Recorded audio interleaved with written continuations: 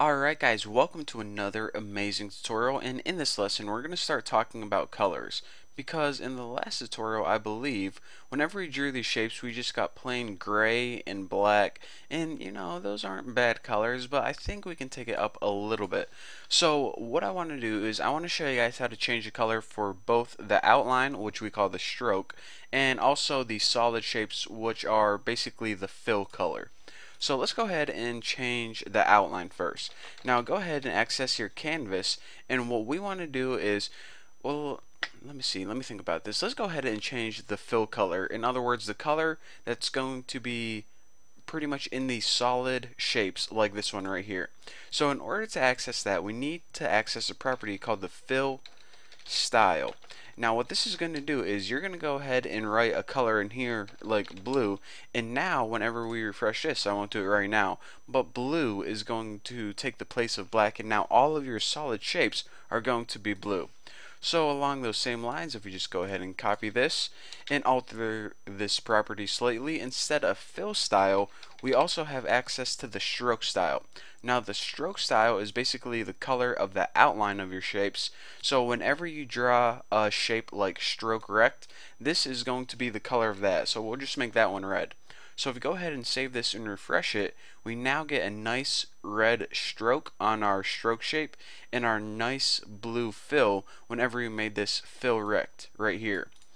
So, okay, this is a little bit better than black, but it's not good enough. Not good enough for this tutorial. So what we want to do is we want to go ahead and actually go ahead and delete everything. Let's start fresh.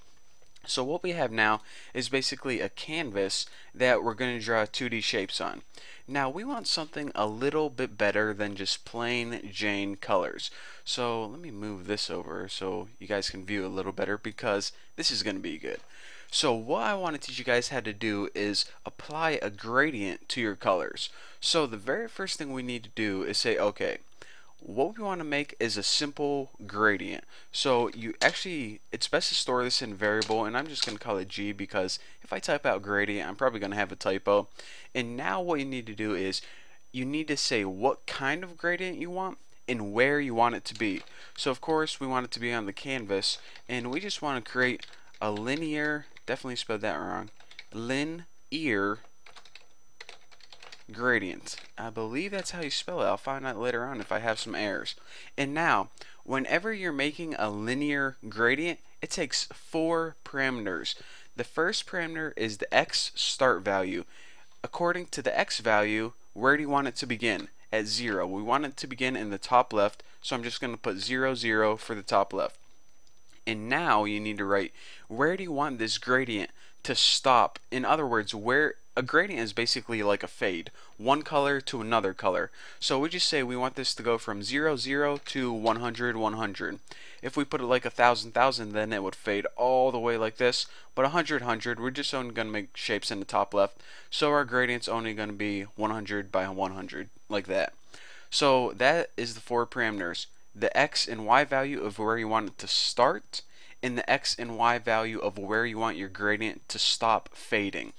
So now what we need to do is we need to say, okay, we got something that fades, but we don't have any colors yet. So what you do is whenever you want to add a color to your gradient, you put something called a color stop in. So for that gradient we just made, we want to add a color stop. Now this takes 2 parameters.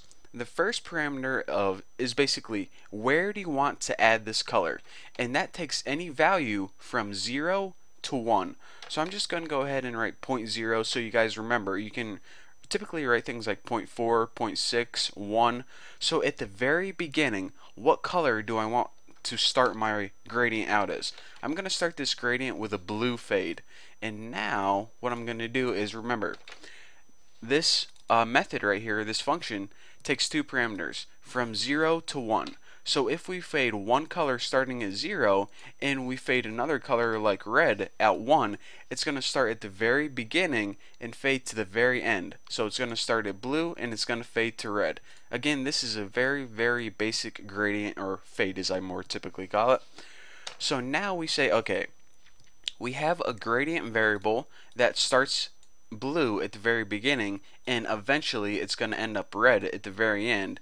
However, we didn't make it any fill style yet, because remember, we need to give the canvas a fill style and maybe a stroke style if we want to. So what we're going to do is utilize what we just learned about 3 minutes ago and add a fill style to this canvas. And instead of blue or red or green or orange, we're going to set this equal to G.